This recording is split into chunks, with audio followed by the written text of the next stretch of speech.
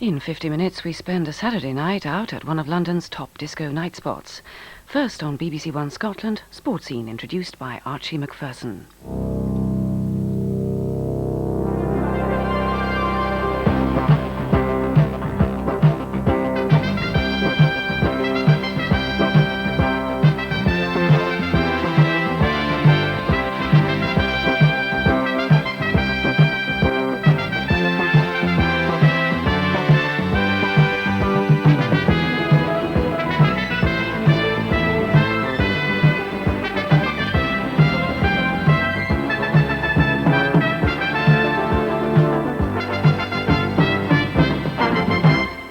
Hello, good evening and welcome to Sports Scene at a very chilly Pittodrie indeed, where the temperature has hardly risen above freezing point all afternoon, and we've had a biting chilly wind to boot on this the 27th of April, would you believe? Well, at the start of the afternoon, Aberdeen required only 1 point to lift the Premier Division Championship, but there were other statistics and records to fall as well. If they did win it, they would become the first team outside of Glasgow to win it 2 years in a row, since Hibs did that back in the 50s, and it would be the first time the flag had remained outside the city of Glasgow 3 years in a row. Well, they had bad news before the start of the game when it was announced that Eric Black was unfit to play, but they had more than an adequate substitute to fill in. Frank McDougall, scorer of 20 goals this season and Aberdeen's top scorer, even though he hasn't played since the 16th of February. And off Celtic goal, playing against a quite extraordinary wind. I mean, the change in temperature overnight has been dramatic, and you'll probably see round the ground the remnants of the blizzard we had all morning. And Leighton, there was no offside flag, but the play, I think, brought right the way back into the Celtic half. Free kick. Referee today, George Smith, have to keep a very tight control of this match. Well, that's surely a push by McAdam, yet the referee was at least 35 yards away from that incident. Quite out of touch with the play, but he saw it all right and gives Aberdeen the free kick instantly. So we have Hewitt and Willie Miller. It's Miller taking it. Oh, that was very useful indeed. Neat little leap to the side.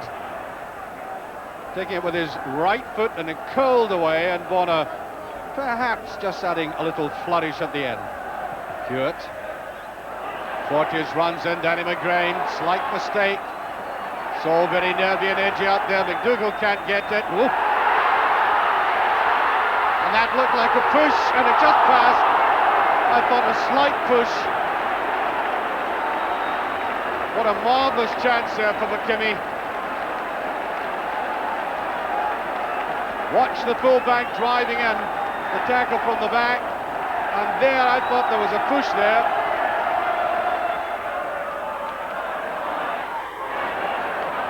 It's McKimmie. Very clever play by McKimmie. Full-back having an excellent match.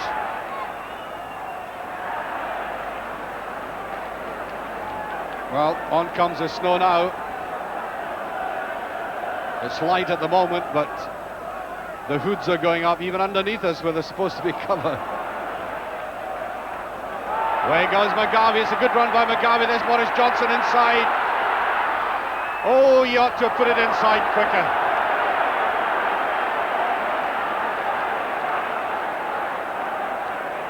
Maurice Johnson completely in the clear. It's not an easy feat to do that to Willie Miller, but that ball should have been... Look at Johnson. I think he's enraged by that. Should have been played in sooner.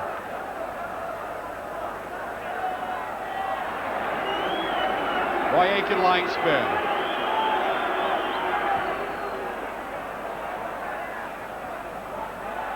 McGarvey. Superb pass to McStay. Willie McStay. Fall. That's a shot by his brother. McDougall. Here's Shirt. Well, Aberdeen looking very cumbersome in midfield at this stage. Aitken. Hardly seen him in the match so far. Easy ball for McLeish. Well, Danny McGurn didn't even try to go for that.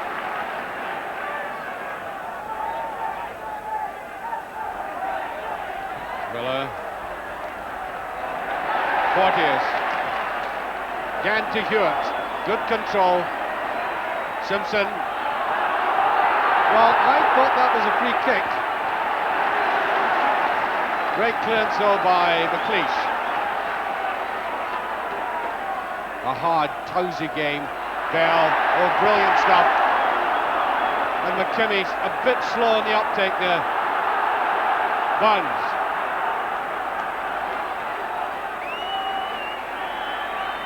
Way to the outside, but easily read by Bell. Aberdeen are working very hard indeed.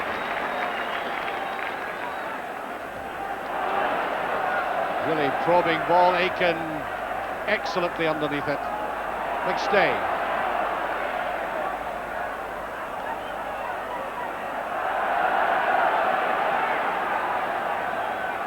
Well, at the moment the game is going through a phase of Celtic command in midfield.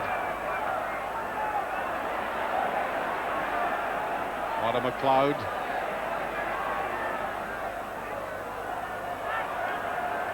Willie Miller. Hewitt, very deep.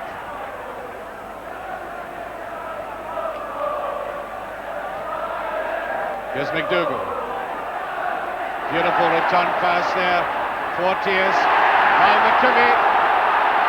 Oh, it's too much in that. Brilliant play by Aitken. He really has commanded that half of the park. And forward he goes. Oh, superb. Oh. The dummy and then the interception. Football at its very best.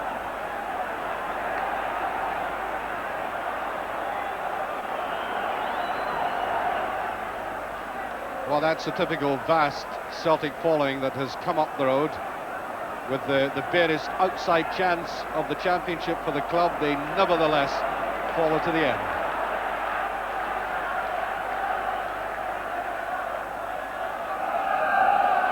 John Hewitt over the occasional break. That's very awkward, and it's a free kick.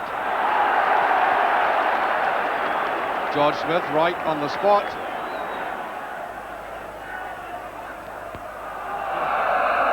Oh.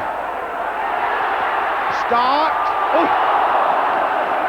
Well, I thought there was a free kick just outside the box there, but it wasn't, and Stark took his time, wanted to curve it in, but over the top it went.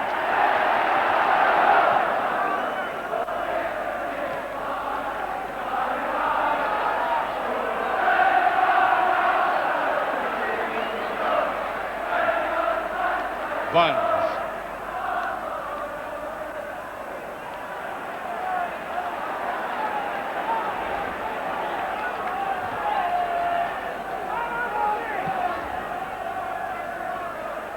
Hewitt looking quite sharp. McDougall. He gets the chance and it just passed. Great piece of goalkeeping eventually.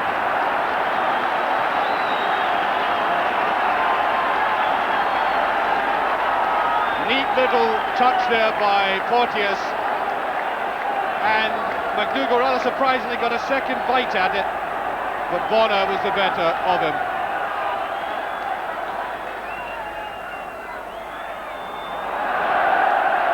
Well, in fact, that is the second corner kick that John Hewitt has totally miscued and overhit. Burns, delightful turn in the ball. Totally deceiving Stark. Ooh, that's a great effort by Burns, so typical of him. Well, there was a real stamp of class about this. First that little wiggle, deceiving Stark, then the run forward.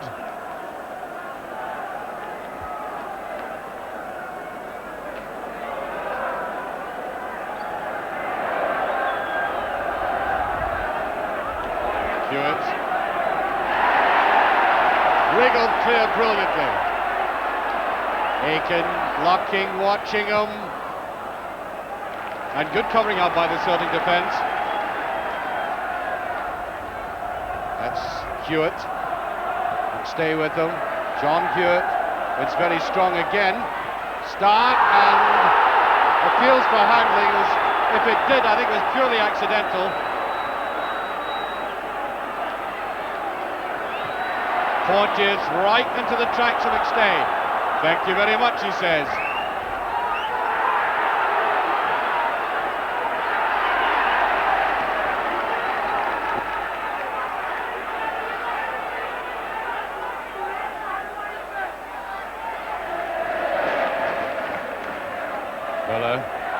Garvey them turns superbly, and Johnson can't get a touch. Away goes Billy Stark.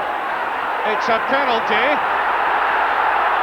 The referee says a hand was used. It's indicating a push. It's a penalty kick. Now this great turn there by McGarvey, and there it was going across. And the referee judged that to be a push.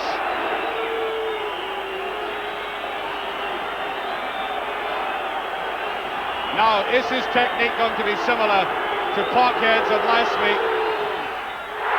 That's it, 1-0. Totally deceiving Leighton.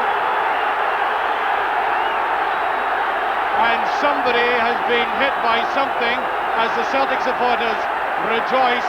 There is a Celtic player down in the penalty box. He may well have been struck by something. Well, certainly Aitken ran in and blasted at him, even though Jim Leighton had moved. Watch Leighton. There's all the movement of the goalkeeper first.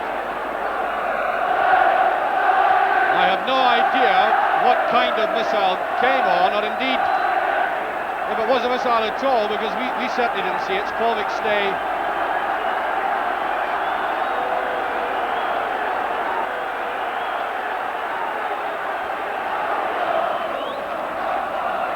There goes Hewitt.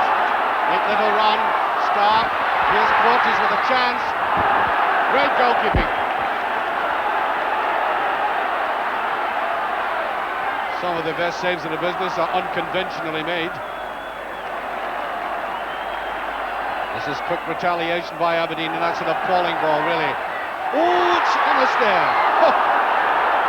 Really, that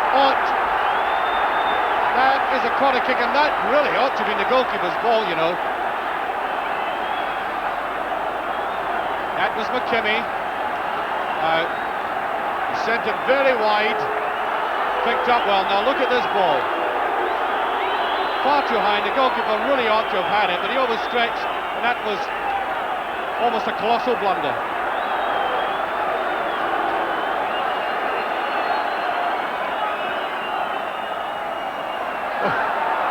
Stay didn't know what it was. That's a bad corner kick by Hewitt. I think he deliberately tried to underplay that one. And there goes the half-time whistle. Celtic in that important lead.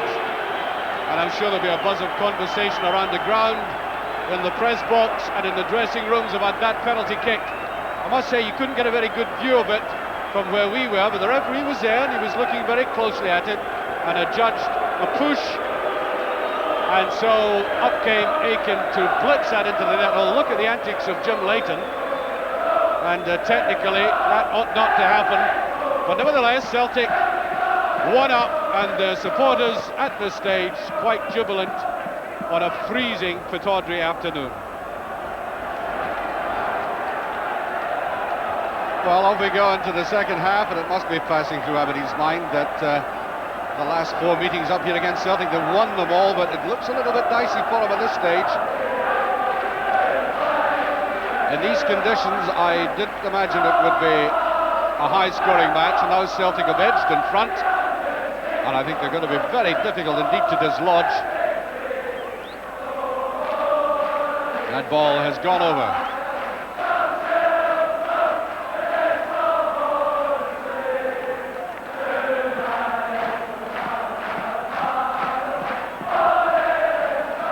Porteous, very slack with that. Made little impact in this game, Porteous. Back to Leighton.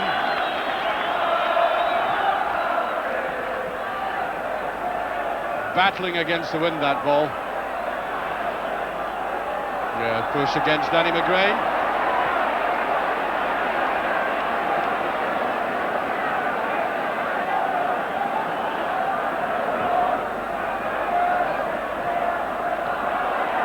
Switch to McGarvey. Looked like a foul. Mr. Smith has been rather lenient on one or two occasions. McDougall looking a bit cumbersome. Tommy Burns. Drive forward there by McGarvey. Got in behind McLeish. Slack looking ball, and it was Dougie Bell. Inside the penalty box. Little else he could do. It's poor ball. Lucky to go that way. Now John Hewitt. Bell inside. Just kept in play. And walked out well by McStay. Yes, Paul McStay realising himself. He just leant there as Simpson came in. Free kick right on the halfway line.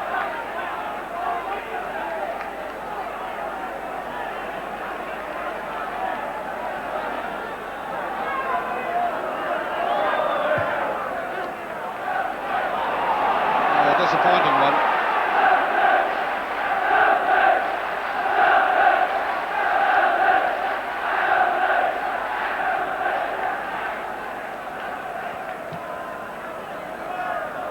McGarvey didn't get the touch.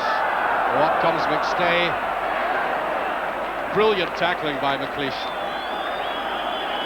These elongated legs of his foiling McStay.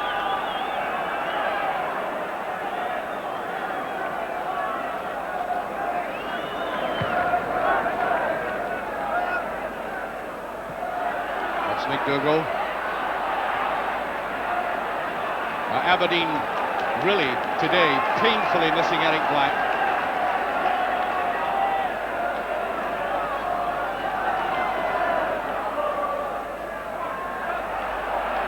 Well, Cadden did that well.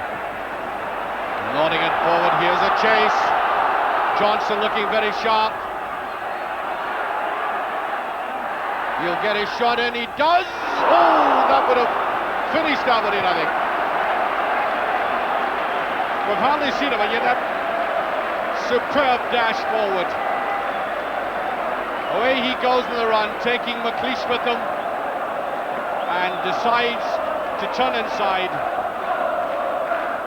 Wrong-footing the big defender, and watch how close this was to McGarvey.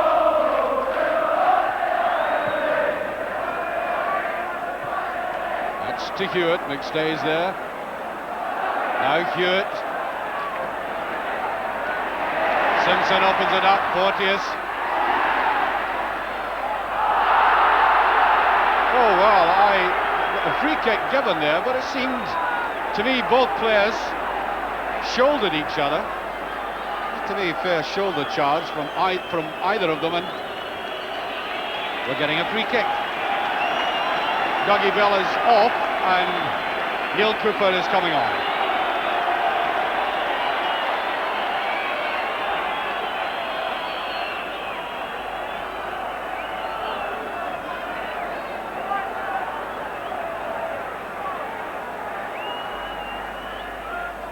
That's Porteous. Wilson! Yes! Miller, the captain, has equalised. It squeezed its way in. One each, a joyful bunch. Now Celtic, who have been so commanding in the air, suddenly caught out as the Aberdeen centre defender came in on this.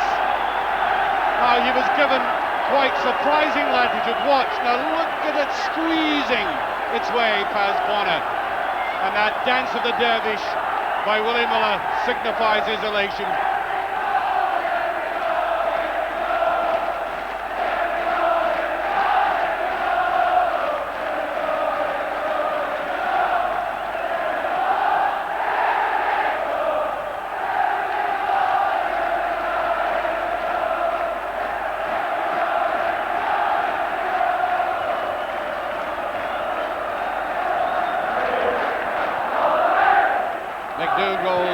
slightly slow going for them.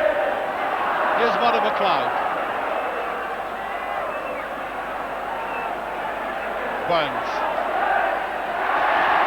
Free kick. Illegal tackle there by Porteous, although I've seen some worse tackles in this game allowed to go unpunished.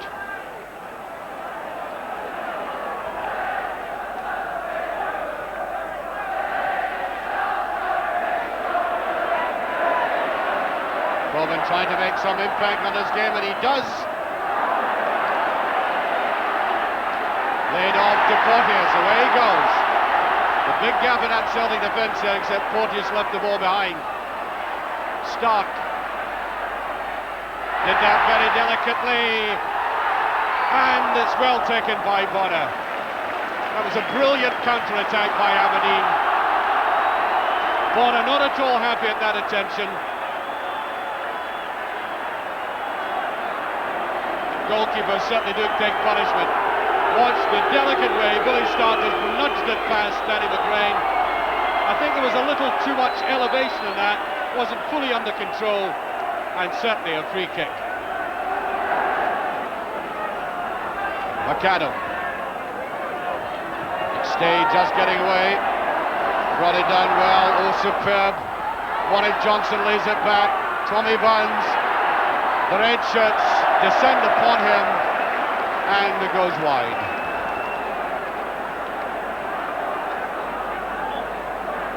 Well, Ali Ferguson, by ritual, sits in the stand in the first half and goes down there to use his inimitable encouragement in the second half. There's a race, and that should be covered by McStay. Celtic pounding forward and therefore taking risks.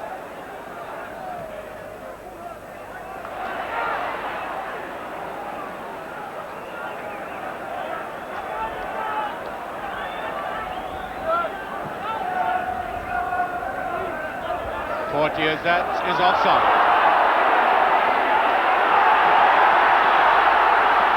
There's a great break. Oh. Well, I thought it was offside, so did everybody else right here.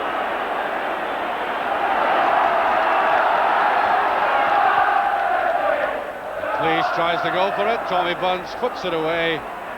And there is Provan. McQueen goes with him. Danny McGrain right through the middle, and there is McGarvey in supreme isolation.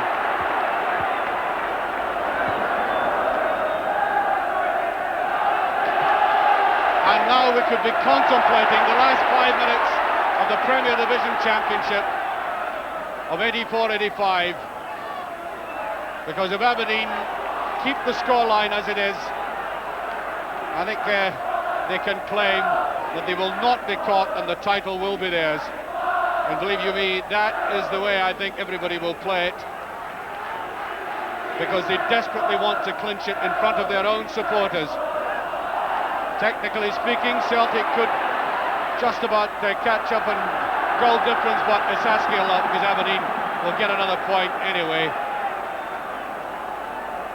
But Celtic are fighting to the end. There are now 4 minutes left. And can Aberdeen hold out? Celtic have made a great match of it. Well, not a great match, a great contest of it. Match itself has been disappointing in many ways. Curling ball, and there it is. Well, it's been rolled off. The goalkeeper fouled. It'll be very interesting to see that one again. Celtic players are irate. Referee George Smith was right on the spot to see this incident. Across it went to that far side. Muddy McLeod with it. And look at it, tantalising, dangerous, swerving viciously. Well, I'll tell you what, didn't look too much wrong with that to me. Might, from this angle, the foreshortened angle, not have taken it in all that much, to be fair, but I've seen a lot worse let go. John Hewitt, can he get the shot in? It's not enough.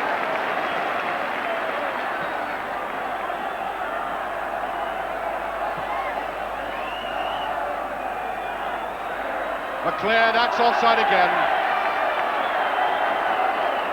No chance, and Frank McGarvey, one of the players operating up front for Celtic, causing occasional bother to an Aberdeen defence around which the whole team is built, no question about that. McLeish Miller light in the heart of this Aberdeen club.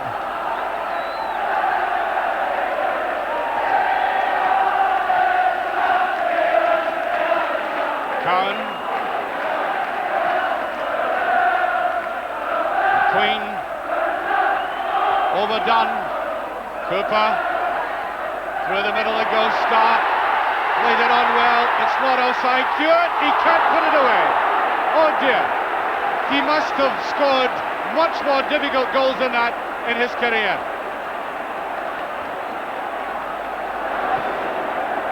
Well, he's probably looking at this right now and saying, why didn't I put it beyond all doubt? Referee's looking at his watch. It is a goal kick.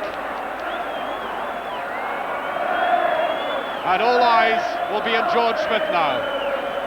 We've played 1 full minute of injury time. Whistle in the mouth, and there it is. Aberdeen are the champions. And there in the middle, Alec Ferguson. Well, I think he's got a little bit used to that now. Let's have Willie Miller. There he is. This, you're looking at one of the greatest players Scotland has ever known. To my mind, he's one of the greatest players I've ever seen. And that goal, so appropriately taken by Willie Miller, giving Aberdeen a draw that gives them the championship. I know technically people will say the goal difference may be caught up. It won't. The flag is theirs. Of that, there's no doubt. And the two men together, Willie Miller indicating to the supporters, and one wonders if the Aberdeen players will come back out. And there is the Aberdeen support, waiting, I would imagine, for their heroes to come back on, although Alec Ferguson did hint that they would have subdued celebrations. The victorious Aberdeen team, the manager has sent them back out for a lap of honour. There's a man who scored that vital goal for Aberdeen in the 17th minute of the second half, a header from a corner kick. The captain, a brilliant player, coming to acknowledge his admiring fans, and you're listening to a jubilant Pittodrie. Well, scenes of jubilation at Pittodrie, people dancing up and down, and of course the Aberdeen players absolutely delighted with that achievement, I think enhanced by the fact that they lost so much talent at the tail end of last season. Well, I got, in fact, I dragged two very delighted men out onto the pitch after the match when the crowds had gone away and the excitement had subsided. Alec Ferguson, the manager, and of course his captain, Willie Miller. And they were in very eloquent form. Well, I think the wind has almost blown you off your feet, or else it's too much champagne you've had. We'll blame the wind. The conditions weren't ideal, were they? No, for both sets of players, obviously difficult. But I think then tomorrow and maybe in a week from now, that we'll forget all about that part. The most important thing is I think we've done enough to win the championship. Were you nervous at all near the end? Absolutely. I thought, you know, I mean, you're always worrying about little things, and the goal chalked off 4 minutes to go. But all in all, I thought that we had the better chances, although it wasn't a classic. That sometimes that games of this importance don't turn out the way everyone expects them, and I'm pleased with the performance over the year. Yeah. The players have had some classics over the year. Yeah. Willie, I thought that was one of the finest errors. I mean, for you personally, you played brilliantly in defence. You scored an excellent goal. One wonders why they don't play up front occasionally. Well, it's a hard task up front. I'm sure I don't envy any of the lads that play up there and have got the pressure on to score goals. I was just fortunate to be in the right place when the ball came over and get a nice wee glided header in off the far post. Now, I've asked your manager this previously throughout the season. I would like now to ask you, how did you feel in losing the talent that you lost at the tail end of last season, like Gordon Strachan, Mark McGinn, and Peter Weir out so much? Did it affect the morale of the players in any way? I was disappointing, but the lads responded fantastic. I think at the back, had great support for big Alec McLeish and Jim Layton.